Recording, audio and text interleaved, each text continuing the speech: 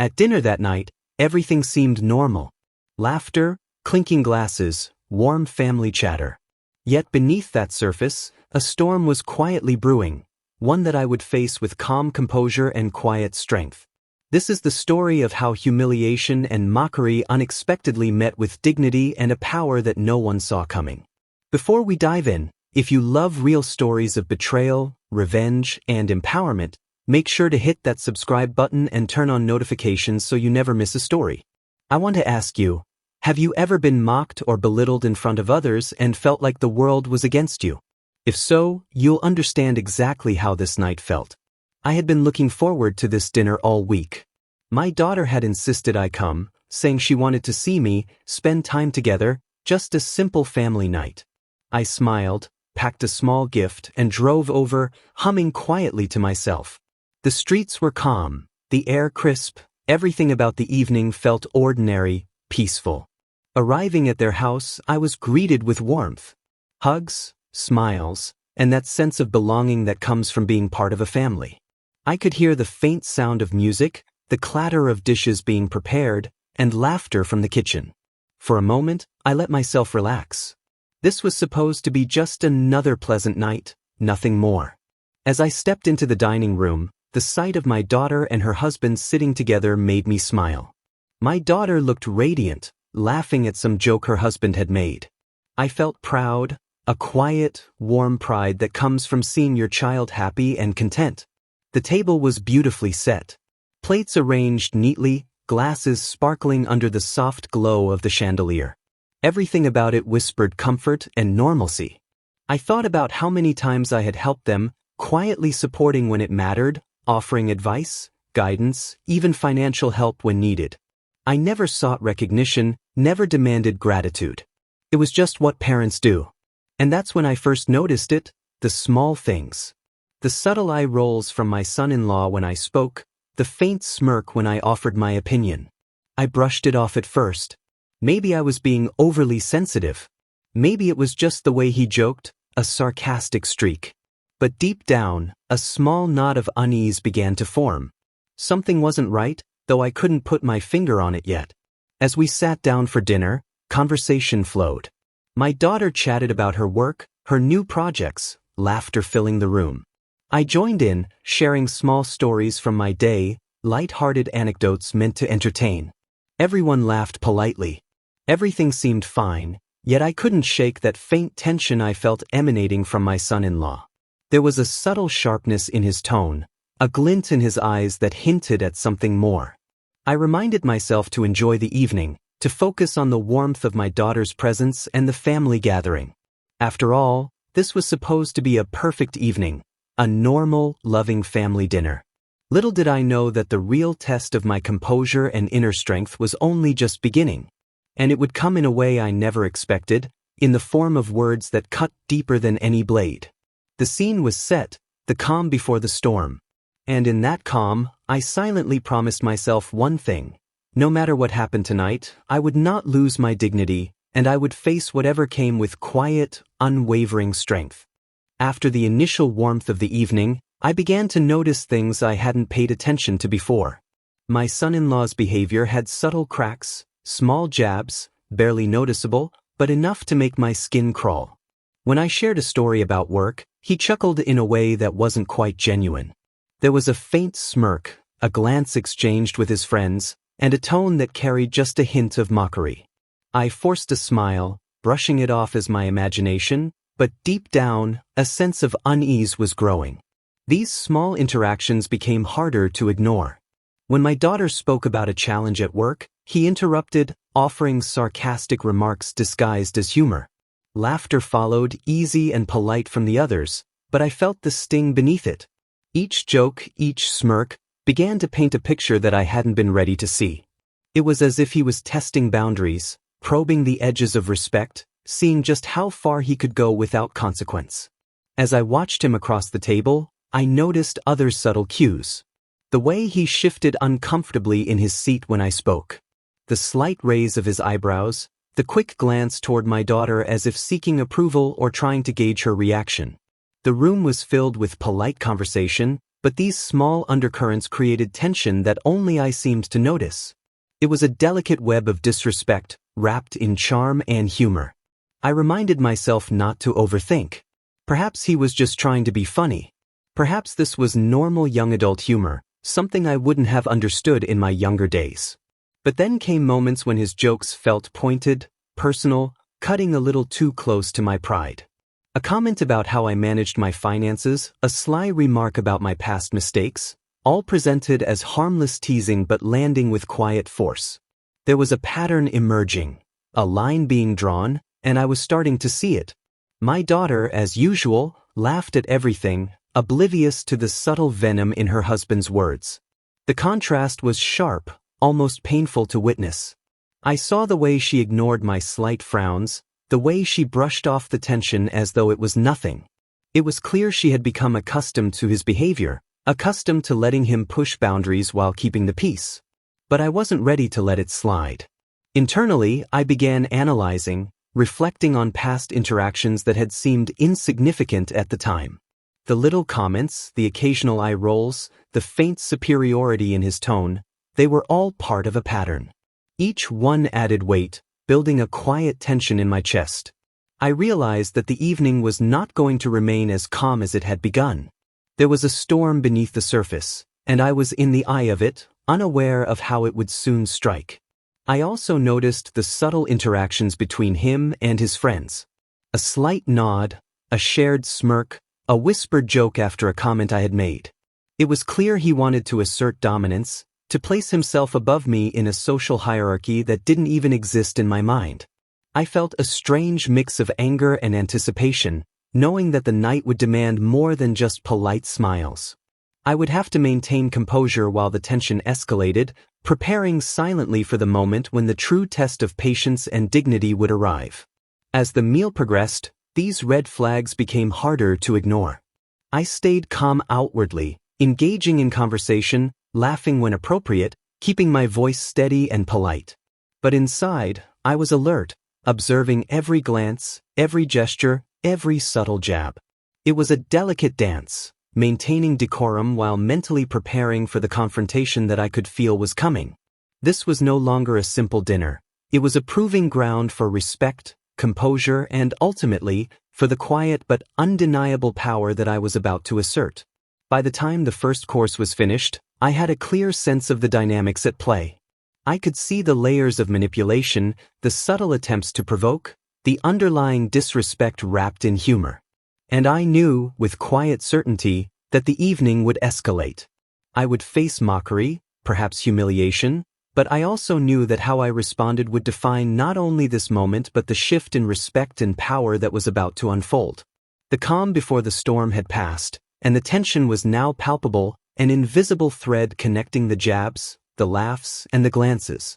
Everything was leading to a moment that no one would forget, and I was ready. The moment I stepped through the doorway for the main dinner, the atmosphere shifted. The soft hum of conversation, the clinking of silverware, and the aroma of home-cooked food welcomed me, but the undercurrent of tension was now unmistakable. I could feel it in the subtle glances, the tight smiles, the faint pauses in laughter that seemed almost rehearsed. The house was cozy, warm, and inviting, yet beneath that comfort, something felt off. My daughter greeted me with a bright hug and a kiss on the cheek, completely oblivious to the storm lurking in her husband's demeanor. Her eyes sparkled with happiness, and for a moment, I allowed myself to sink into the normalcy, the familiarity of family life, the comfort of being in a space I had supported in so many ways over the years. It was an ordinary scene, but I knew that appearances were deceiving. As we approached the dining table, I noticed the details that made everything feel just slightly forced. The chairs were perfectly aligned, the tableware gleamed, the wine glasses reflected the soft light. Everything looked as if it belonged in a magazine, yet there was a rigidity in the room, a formality that felt unnatural. It was clear that tonight's dinner was not just a meal, it was a stage. Sitting down, I took note of my son-in-law's posture. He leaned back slightly, a confident smile plastered on his face, but his eyes were calculating.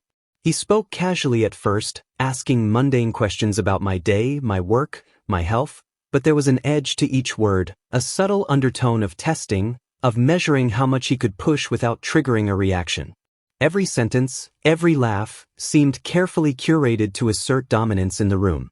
I responded politely, answering questions with measured calm, masking any sense of discomfort. I noticed the fleeting expressions on the faces of others at the table, some unaware, some glancing subtly, sensing something amiss, but choosing silence. The dinner began with ordinary conversation, small talk about work, the weather, recent events. But the undercurrent was there, threading through every exchange, pulling at the edges of my composure. As the main course was served, son-in-law's tone shifted ever so slightly. His remarks became tinged with mockery, cleverly disguised as humor. Comments about my past, subtle jabs at my decisions, fleeting digs hidden behind a polite smile. Each one landed like a whisper of wind before a storm, just enough to unsettle me but not enough to alert everyone else. I felt a tightening in my chest, the familiar knot of anticipation forming, signaling that the evening would soon erupt. I kept my composure, maintaining the same calm demeanor I had practiced countless times over the years. I spoke when necessary, laughed politely when appropriate, but inside, I was acutely aware of the power dynamics unfolding before me. Every gesture, every glance, every sentence was now loaded with tension. The air was thick with expectation, though no one yet realized what was about to happen. The subtle chess game continued throughout the meal. I noticed the small things, the way he leaned slightly forward when making a remark, the slight smirk when others laughed at his jokes, the calculated pauses before he spoke, as if rehearsing the perfect tone to provoke me. And yet, for all his posturing, I remained poised, observing, waiting for the moment when patience and restraint would turn into undeniable power. By the time dessert was served, it was clear that this dinner was more than a gathering. It was a stage for confrontation. The calm, ordinary family dinner had transformed into a subtle battlefield, each word, glance, and gesture a move in an unspoken game. And I knew, deep down, that the night was building toward a moment that would shift the balance forever. The scene was set, the players were in place, and the storm was quietly gathering just beyond the polite smiles and perfectly set table. Everything changed in an instant. Midway through dessert, just as the laughter around the table reached a comfortable rhythm, my son-in-law leaned back slightly, smirk on his face, and asked, loud enough for everyone to hear, "How does it feel to be a loser?" Time seemed to slow. The clatter of silverware, the soft hum of conversation, even the gentle flicker of candlelight, all of it faded into the background. All eyes turned toward me, a ripple of shock passing through the room. Some faces froze mid-laugh, others shifted uncomfortably in their seats. My daughter blinked, caught between disbelief and confusion, and the air thickened with tension. For a split second, I felt the sting of humiliation, sharp and unwelcome. My heart thumped, a rapid drum in my chest. The words echoed, resonating with the weight of disrespect and malice. And yet I did not flinch. I did not lash out. Instead, I sat still, meeting his gaze with a calmness that contrasted sharply with the venom behind his statement. I could see the anticipation in his eyes.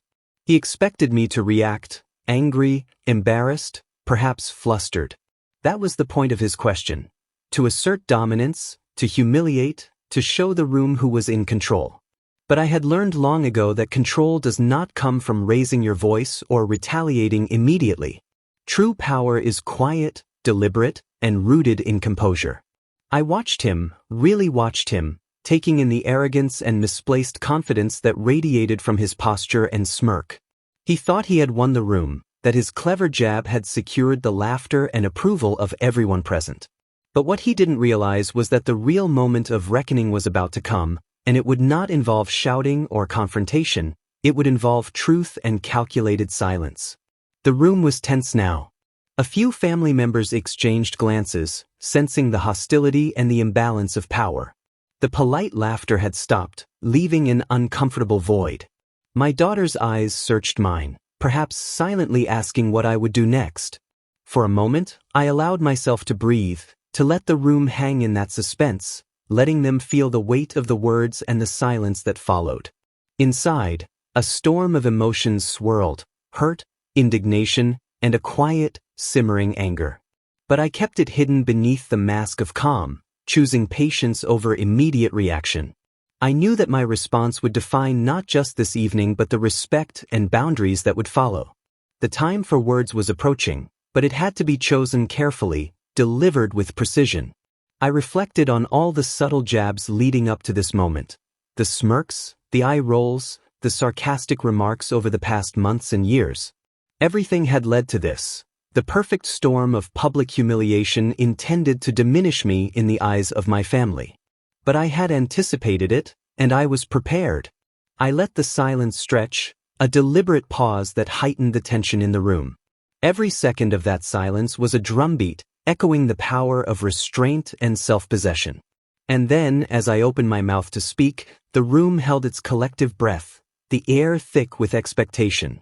This was the turning point, the moment where humiliation would meet composure, where disrespect would collide with quiet power. I could feel the shift beginning, the subtle tremor of uncertainty in my son-in-law's confident stance. The storm had arrived, and I was ready to meet it not with anger, but with truth. As the words hung in the air, I chose to remain calm. The room was silent, the echo of his insults still lingering. I felt the familiar sting of humiliation, but I refused to let it define me. I reminded myself that my power didn't come from reacting with anger. It came from control, from composure, from letting the weight of truth do the work. I looked around the table, taking in the reactions. My daughter's eyes were wide with uncertainty, caught between loyalty and surprise. Some extended family members glanced awkwardly at each other, unsure of how to respond. And him, my son-in-law, his confidence began to falter, just slightly, though he tried to mask it with a casual sip of wine. He expected chaos, confrontation, or embarrassment, but he was met instead with calm resolve. Inside, I reflected on all the times I had supported this family. The small favors, the financial help, the guidance I had quietly offered. None of it was given for recognition, but all of it had been noticed in ways I hadn't fully realized until now. I thought about how easy it would have been to snap, to respond with anger, to give him the satisfaction of seeing me rattled. But instead, I chose patience, letting the room wait, letting the tension build, knowing that the right words at the right time would have far more impact than any immediate outburst. I also reflected on my own feelings in that moment, the mix of hurt, indignation, and quiet anticipation. Hurt that someone I had supported could mock me so publicly, indignation that my composure might be tested, anticipation for the moment when the balance of respect and power would shift. I felt a strange sense of clarity, a mental preparation for the precise moment when truth would become my weapon. I realized that revenge doesn't always need to be loud. Sometimes, it's in the stillness, in the quiet, deliberate response that leaves others unsure and off balance. By waiting, by observing, by keeping my emotions contained, I was already beginning to assert my authority. The table was a stage, and I had chosen not to play into his act. Instead, I was letting the scene unfold until it reached its natural peak, the moment where dignity and truth would collide with arrogance. Every subtle gesture now mattered.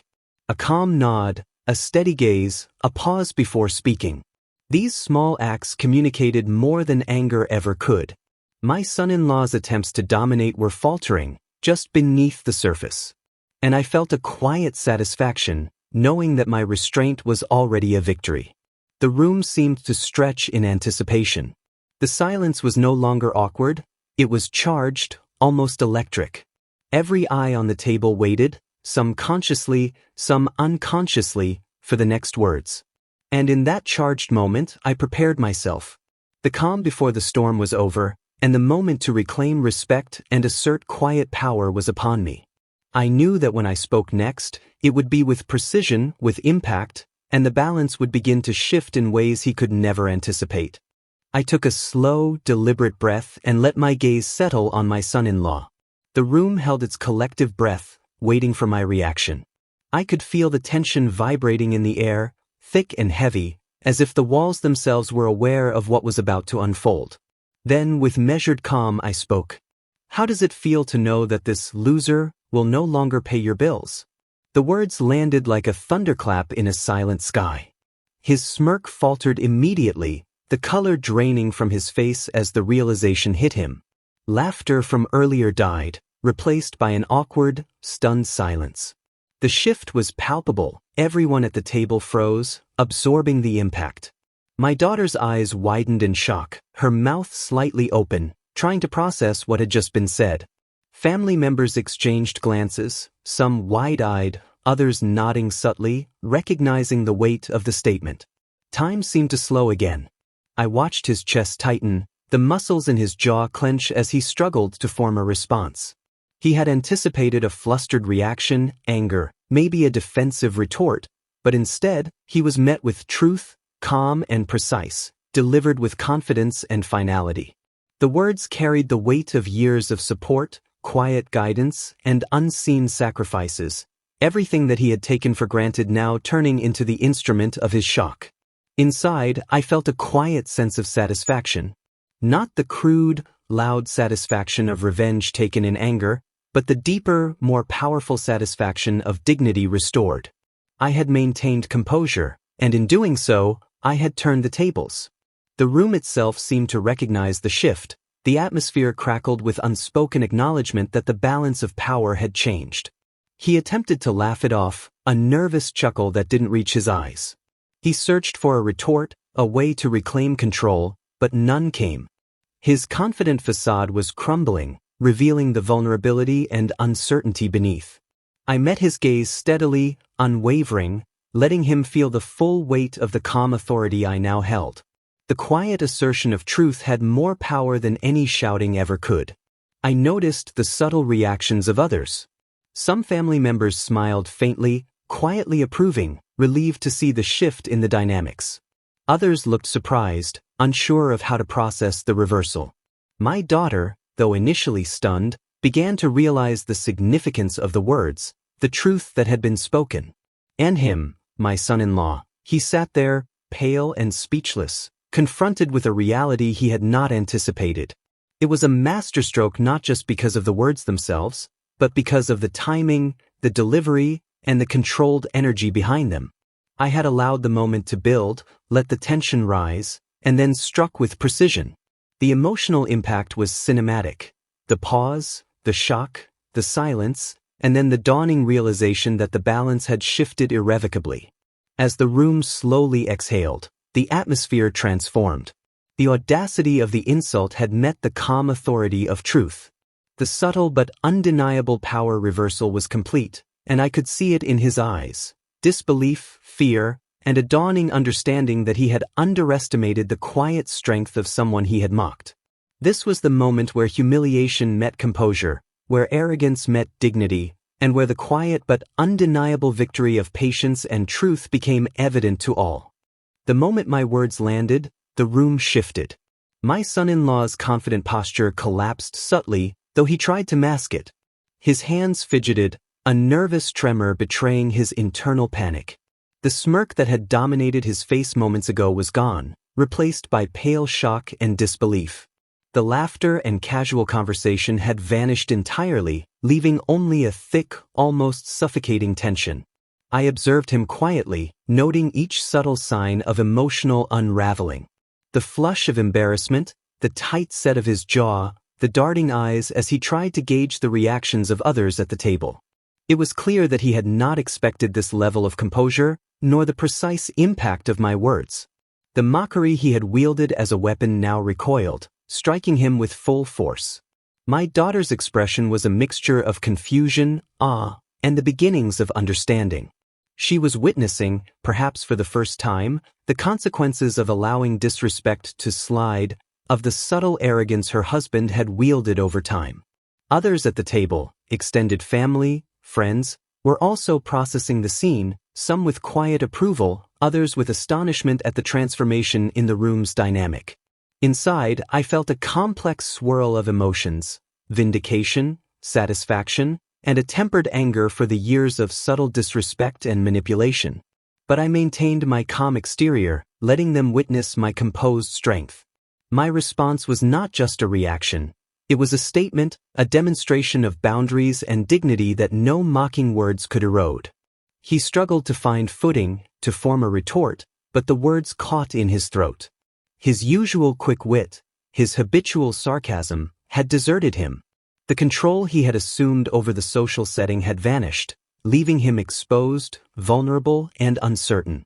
I could see the tension in his shoulders, the tightness around his eyes, and the faint tremor in his hands. Every small gesture screamed discomfort, revealing the internal collapse that had already begun. The room remained silent for a beat, as if holding its breath along with him. Even the background noises, the clink of cutlery, the rustle of chairs, seemed muted, absorbed by the weight of the moment. It was a cinematic pause, a moment frozen in time, allowing the gravity of my words and the shift in power to settle fully. I reflected quietly on the years of subtle provocations, the little jabs, the understated disrespect, all culminating in this moment. And I realized that my calm, measured approach had done more than just silence his mockery.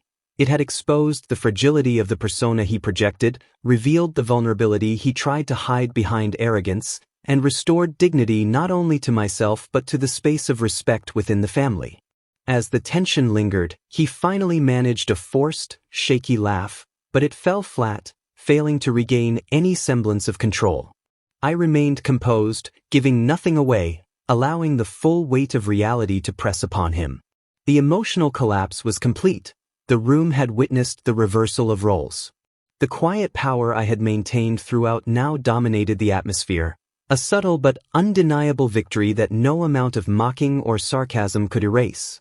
By the time dessert plates were cleared, the dynamic had shifted permanently. The arrogance and mockery that had defined him in the room were replaced by uncertainty and caution. Every glance, every movement he made now carried the weight of that moment, a reminder that true power lies in dignity, composure, and the courage to confront disrespect with calculated precision. After the initial shock, the room settled into a tense silence. I could feel the subtle shift in the air, the way my son-in-law's confidence had evaporated, replaced by uncertainty and hesitation. It was the perfect moment to assert boundaries, to reveal the truth that had been quietly building for years. I began speaking, my tone calm, deliberate, and unhurried. Every word was measured, each syllable carrying the weight of truth. I reminded the room, and him in particular, of the ways I had supported him over the years: financial help, guidance, advice, small favors that had gone unnoticed or unappreciated.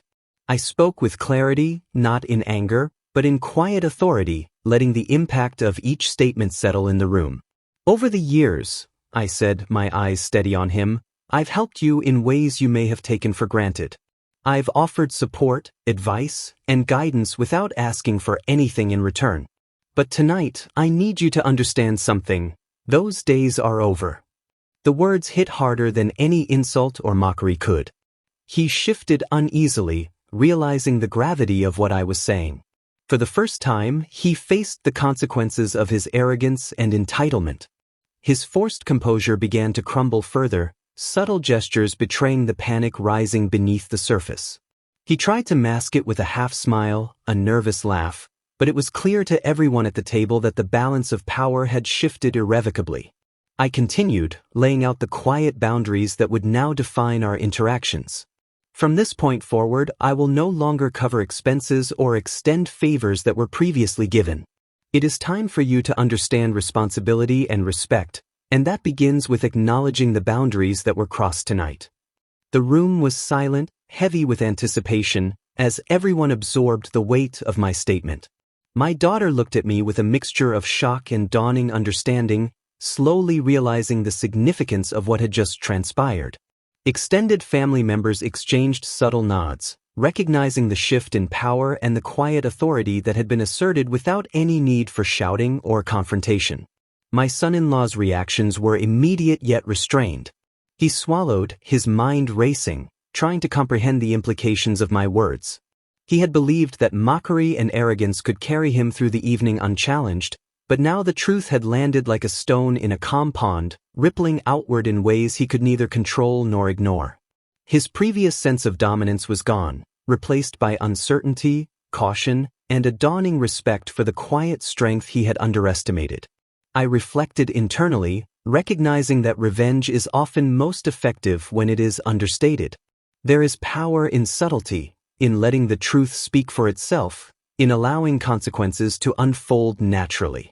By choosing calmness and precision over rage, I had demonstrated that dignity and composure are far more formidable than any loud retort or public confrontation. As the evening continued, the tension remained, but now it was balanced with a sense of empowerment and justice. I had turned the tables, asserting control not through aggression, but through measured truth and unwavering poise. My son-in-law had been exposed, and the implications of his actions were clear to everyone present. This was a moment of quiet revenge, a turning point where respect and accountability replaced mockery and entitlement. By the time the dinner ended, the atmosphere had changed completely. My son-in-law was subdued, thoughtful, and undeniably aware of the boundaries that had been established. The extended family, once passive observers, now recognized the strength of dignity and restraint. And I, sitting calmly amidst the aftermath, felt a quiet satisfaction, knowing that justice had been served not through anger, but through clarity, composure, and truth. In the days and weeks following that dinner, the ripple effects of that evening became increasingly apparent. My son-in-law, once so confident in his superiority, began to face the consequences of his actions. The casual arrogance that had defined him in family gatherings gave way to uncertainty and hesitation. He was now confronted with a reality he had never anticipated, that respect is earned, not demanded, and that privileges once taken for granted can be withdrawn. I observed subtle changes in his behavior immediately. He became more cautious in conversation, measured in his tone, and aware that any further attempts at mockery would no longer be tolerated. The ease with which he had navigated social situations within the family was gone. Each interaction now carried the weight of that unforgettable evening, reminding him of the boundaries he had crossed and the power he had underestimated. My daughter, initially shocked, began to recognize the dynamics that had previously gone unnoticed. She saw how her husband's subtle manipulations had undermined both her and the respect of others. And while she had once laughed at his jabs, she now understood the importance of standing firm, of acknowledging true authority and self-respect. Our relationship, too, deepened in subtle ways, as the evening had revealed my unwavering commitment to dignity and fairness. Extended family members and friends also noticed the change. Whispers and discreet comments circulated, acknowledging the shift in power. Some were impressed by the quiet composure and strength I had displayed, others astonished at how effectively the tables had turned without any need for confrontation. The humiliation that had once been aimed at me had rebounded, leaving him exposed, thoughtful, and undeniably chastened. Financially and socially, the consequences were immediate. The support and favors I had once quietly extended ceased. This created practical implications that he could no longer ignore. There was no public spectacle, no dramatic outburst, just the steady withdrawal of privileges and support, a clear message that disrespect carries consequences. He was forced to navigate the reality he had long ignored, understanding that the rules of respect and accountability apply to everyone. Emotionally, he became more reserved, less assured in his interactions. The arrogance that had masked his insecurities was gone, replaced by caution and reflection. Even casual gatherings were now tinged with the memory of that evening, a reminder of the subtle but irreversible shift in authority and respect. I, on the other hand, felt a quiet sense of empowerment. The evening had proven that true strength lies not in loud confrontation, but in the deliberate, composed assertion of dignity. By maintaining composure, speaking truth with precision, and allowing natural consequences to unfold, I had ensured that respect was restored, boundaries were reinforced, and a valuable lesson had been imparted, not just to him, but to everyone present. In retrospect, the fallout was a testament to the power of patience, restraint, and strategic action. The tables had turned, and my son-in-law now understood the weight of his actions. He had faced the consequences of mockery and entitlement, and the balance of respect had shifted permanently. This was more than revenge. It was a reassertion of dignity, a demonstration that quiet strength can achieve what loud anger cannot, and a lesson that would resonate far beyond that single, unforgettable dinner. In the quiet that followed the storm of that evening and its aftermath, I found a sense of peace and clarity. The tension, humiliation, and power struggles had given way to something far more valuable: healing, self-respect, and the understanding that true strength is measured by composure and integrity. I reflected on the years of subtle disrespect, the small jabs, the occasional undermining remarks. Each had been a test, a challenge to my dignity, and a measure of my patience. Through it all, I had maintained my composure, and in doing so, I discovered the quiet power of restraint and calculated response. I realized that my reaction had not only protected my dignity but also set a precedent for respect and accountability within the family. The process of healing was not immediate. There were moments of lingering discomfort, flashbacks of past slights, and the occasional temptation to revisit anger. Yet each time, I reminded myself of the calm, deliberate approach that had defined that pivotal evening. By focusing on composure, clarity, and measured action, I allowed myself to move forward, stronger and more self-assured. I also reflected on the relationships around me. My daughter's understanding deepened, as did the awareness of extended family members and friends. Boundaries were reinforced, respect was restored, and the dynamic of our family interactions shifted in a positive, lasting way. The son-in-law, though humbled, became a reminder of the consequences of arrogance and entitlement, a lesson learned through observation and experience. The most important reflection was personal. I had reclaimed not only my dignity but also my sense of power in situations where I had previously felt vulnerable. I had learned that humiliation could be met not with rage, but with truth and quiet strength, and that respect is cultivated through composure, integrity, and calculated action. It was a reaffirmation of my values and my ability to navigate difficult interpersonal dynamics with grace. As I looked back on that night and the ripple effects that followed, I felt gratitude for the lessons learned and the clarity gained. The experience had shown me the importance of patience, the strength in restraint, and the undeniable impact of speaking truth with confidence. It was a journey from vulnerability to empowerment, from mockery to respect, and from tension to healing. In the end, the story was not just about confrontation or revenge. It was about reclaiming power, asserting boundaries, and finding peace within oneself. The events of that evening and their aftermath became a testament to the quiet strength of dignity, the strategic power of composure, and the lasting impact of truth delivered with clarity. I emerged stronger, wiser, and at peace, knowing that the balance of respect and empowerment was firmly in place, and that my sense of self had been restored beyond measure.